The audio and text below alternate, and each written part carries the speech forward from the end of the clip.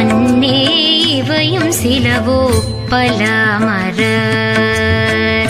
உன்னற்கரியான் ஒருவன் இருஞ்சேரா சின்னங்கள் கேட்ப சிவனென்று வாய் திறப்பாய் தென்னா என்னா முன்னம் தீசேர் மெழுகோப்பாய் என்னான என்னரையன் இன்னமுதென்றெல்லோமும்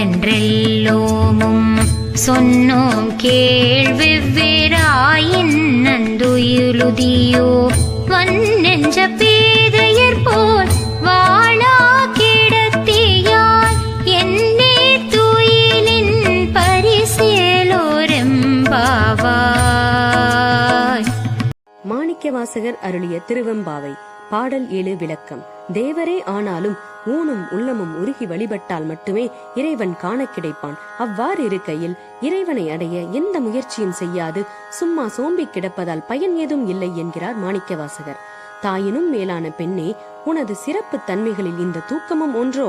தேவர்களால் சிந்திப்பதற்கும் அரியவன் என்றும் மிகுந்த புகழுடையவன் என்றும் சிவனுக்குரிய திருநீரு ருத்ராட்சம் முதலான சின்னங்களை அணிந்தவர்களை கண்டாலே சிவ சிவ என்பாயே. அப்படிப்பட்ட இறைவன் நாங்கள் தென்னாடுடைய சிவனே போற்றி என சொல்லும் போது தீயில் பட்ட மெழுகை போல் உருகி உணர்ச்சி வசப்படுவாயே.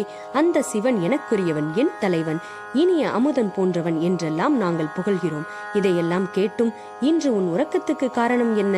பெண்ணே, பெண்களின் நெஞ்சம் இறுகி போனதாக இருக்கக்கூடாது.